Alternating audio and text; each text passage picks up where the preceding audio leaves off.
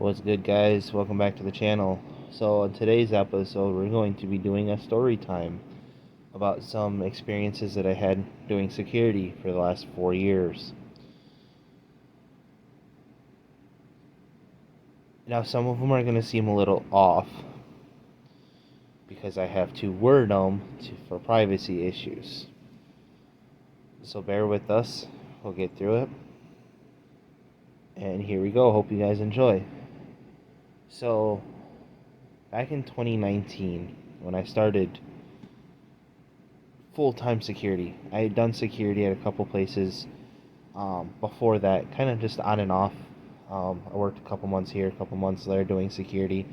But back in 2019 is really when it started for me. I worked for a company out of Grand Blanc. And I was a floater. So, with that being said, I moved around a lot. Wherever they needed me is where I went. Well, I started out at a storage unit complex by my house. And this storage unit complex was not very pleasant at all. But it was started out. I proved to the company that I had what it could take to move on and move up in the company, which was kind of nice. So I had done that for about 8 months, 6 months. During that time, I have witnessed a lot of stuff. I had a couple guns pointed at me. I had a couple fights. I had county sheriff out there like every weekend doing stuff, helping me, assisting with stuff. Just because I was a one-man band, and usually there was a lot more than me. Or a lot more that I couldn't handle. So, I started out there, and in like February or March, I had a lady who had a storage unit. She had just gotten out of jail, and she was trying to come through and see what was in the storage unit that possibly her boyfriend or fiance, I don't remember at the time, may have stolen or may not have stolen. It was a weird situation. I don't ask questions anymore. But anyways, she had driven a John Deere front loader tractor hooked up to an enclosed 10-foot to 12-foot trailer. She ended up stealing that trailer for what she was using it for, but she had told me otherwise. Well, I spent 4 hours listening to her story of her whole life and how she was trying to change it around and this and that. Well, needless to say, she ended up back in jail. But this lady had one of the biggest storage units in this facility, and she had it set up like an apartment. She had antique tables, antique couches, and she was planning on sleeping in it. But because she was in jail, she didn't know there was security. So now she's mad dash trying to figure stuff out because now she can't sleep in her storage unit like she had planned on to begin with. So yeah, there was that. She was just crazy. There wasn't much to that story, honestly, other than that she was just crazy. Another story is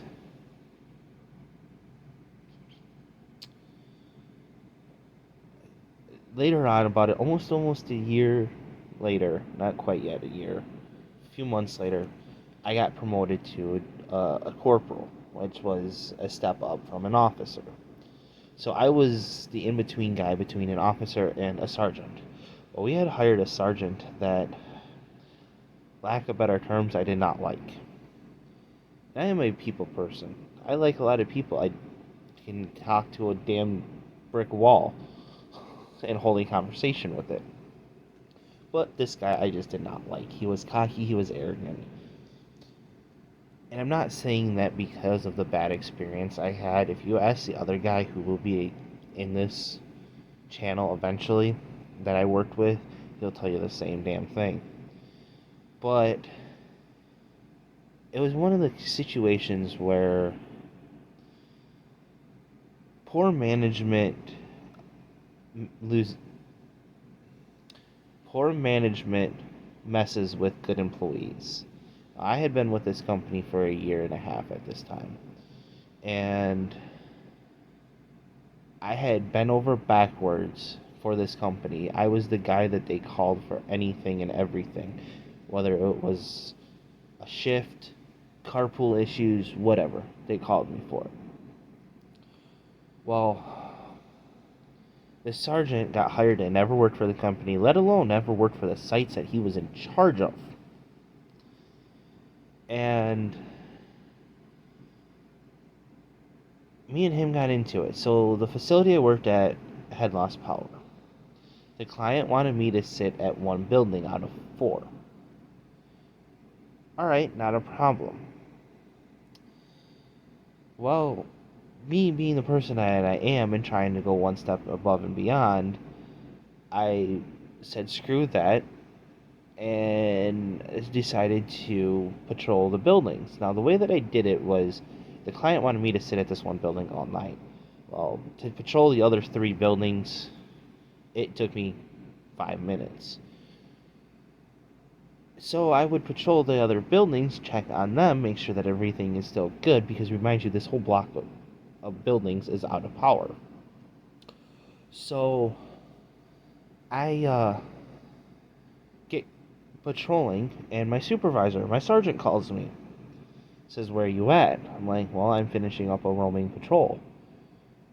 I said, "I'll meet you at this building." He's like, "Alright."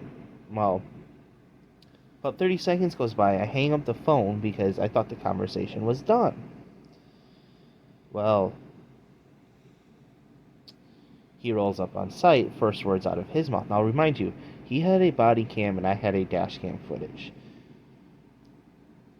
The dash cam doesn't record audio, sadly, because this would have saved my job.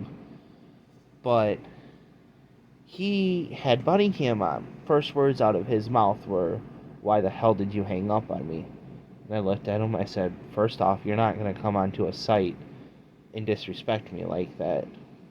It's like, "How is that disrespecting?" I said, "Well, you're cussing at me the first words out of your mouth, and I don't really appreciate that right now."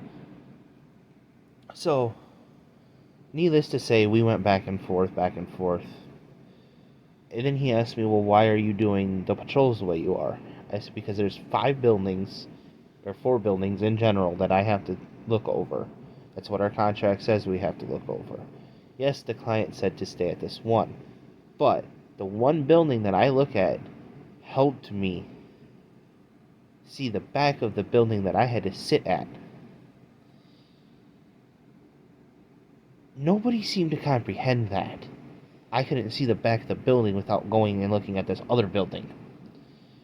So he's like, well, me and him got into a big argument. I'm not going to go into detail on this video because for privacy's sake of him and the company. Now, I have no hate against the company. I left to better myself. But anyways, me and him got into it, and it led to, at one point, me handing him the keys to the site vehicle and said, "Here, if you don't like how I'm doing my job, then you can do it." Well, he was mad and didn't obey his orders as a supervisor, and he was supposed to have taken the keys and sent me home. That didn't happen because he didn't want to work the site because he was better than everybody else, because he was a sergeant. I hate people like that. There are people who deserve that title, and there are people who have that title that don't deserve it. But anyways, me and him got into it. So we ended up saying, "Alright, fine, I'll just stay here." My boss texted me the next morning, pretty much demoting me while over a text message. Didn't even have the guts to call me and tell me in person that he was pretty much demoting me back down to an officer. and I had fought my side of the case. But here's the messed up part: the body cam footage was edited, meaning that he cut out bits and pieces of the evidence to make him look good and me bad. Needless to say, I was going to end up getting fired, but before I got fired, I found a better opportunity and I took it. And that all fell through too, hence why I'm no longer at those two companies, but that's besides the point. So, moral of the story is, just because you're a boss doesn't mean you're always right. Listen to your employees. Listen to the guys who work in that area every day, in and out. Know the area of whatever it may be. Listen to them. Just because you have a college degree or a supervisor title doesn't make you the best of the best. If you worked from the bottom and made your way up there, my respect goes towards you because you earned that. But if you get hired in as a sergeant or as a supervisor or whatever, and you have no experience, I have more respect for the poop on the bottom of my shoe that I stepped in doing my job than I have for you. Yeah. So, moral of that story is, don't always listen. As a supervisor, you're not always right. Listen to the people that work in the field. Listen to your coworkers, listen to your teammates. It comes out to be better in the long run. Next story is in housing. I did Section 8 housing. Well, Section 8 middle class. I don't know how they really labeled it. One of the first weeks back after I was off for 3 months due to breaking my femur. I'll explain that story in another video. But I come back and I have a lesbian couple fighting. Domestic violence call. Now, this is the first domestic violence I've dealt with at this time because I never worked housing. I worked at a storage unit and then to a weed grow facility. Well, I've never dealt with it. It was handled quite well. I was complimented, even though most of the work was done by the local PD. But I'll never forget that the one person that they had arrested, she was so intoxicated. I don't know if she was on drugs or beer or alcohol, but she was so intoxicated that she accused the police officers of throwing her down the stairs. Now, remind you, there's 4 officers plus me, so there's 5 people in total on this escort. I was in front. Well, I was behind, actually. I was behind them because I couldn't walk very fast because I had just had surgery on my leg. But anyways, I was behind her, all watching this, and she's sitting there saying that the cops are throwing her down the stairs, that the cops are raping her. I'm like, you're so stupid. I'm sitting here watching all of this, like, none of this is happening. So, we sit there, and, I don't know, the dispatch for the county or department called out their canine, or if he was just a responding unit to this call. But I'm sitting there talking to the canine handler, realizing that this is a problem that keeps reoccurring with this couple. And it's not the first time that this has happened.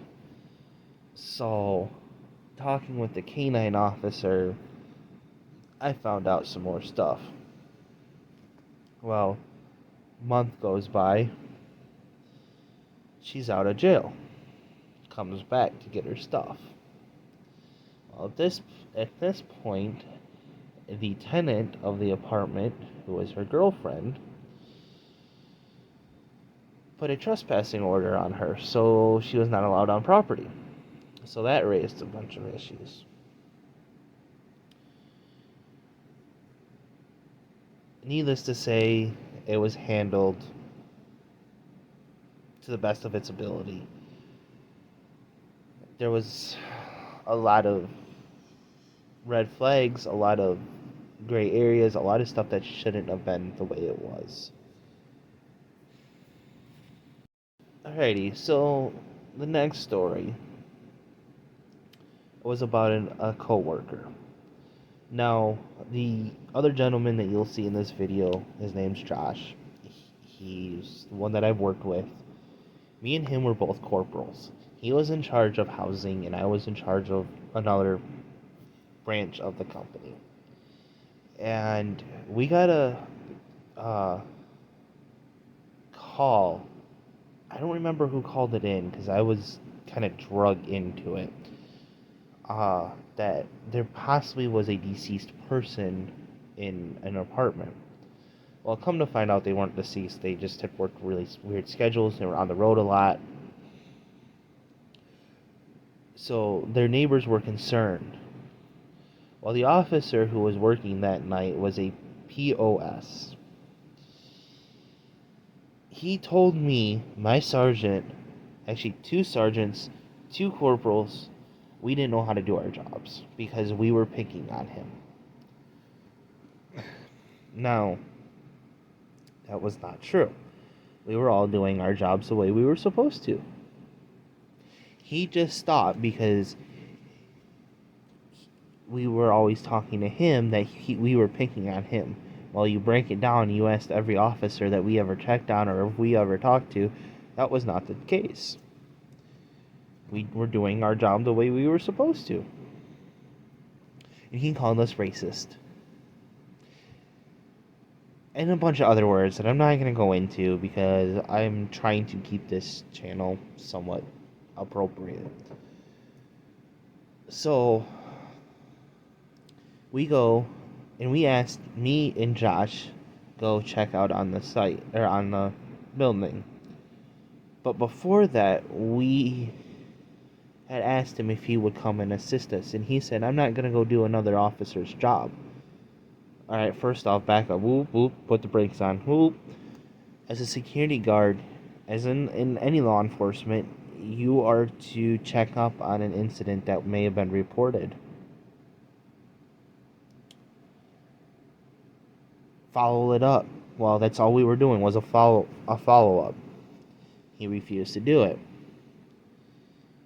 Anyways, blah blah blah. We go in, we check on the apartment, and apartment's clear. The lady said, "Yeah, I work a lot of weird hours. I'm on the road a lot.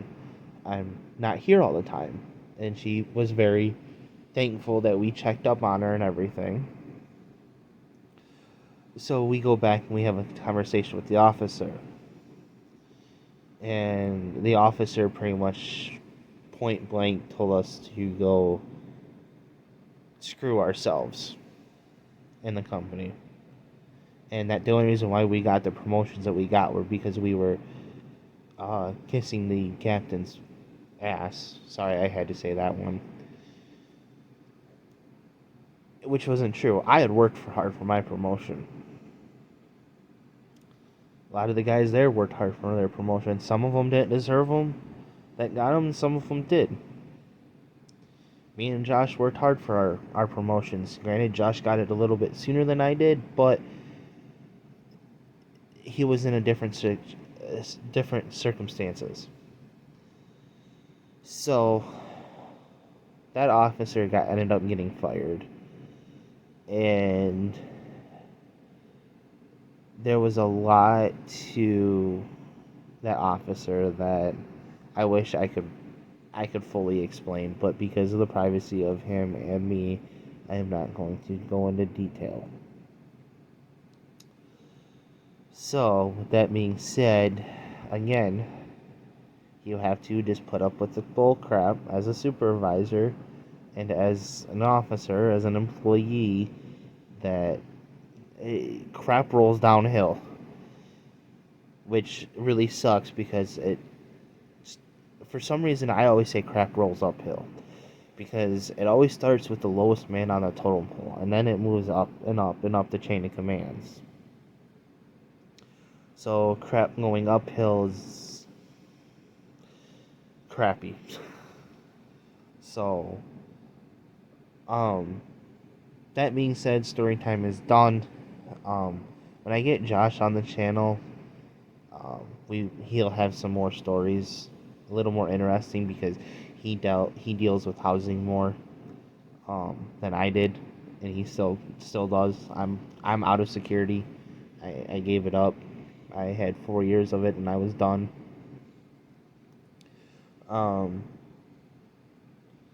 So yeah, that was story time for this round. I'm sure I'll have some more. Like I said, I know Josh and me will have some where we can collab on them. And make it a little more interesting. With me just rambling on, I know it's not very interesting. So I hope you guys enjoyed. Like and subscribe to the channel. Have a good night, guys.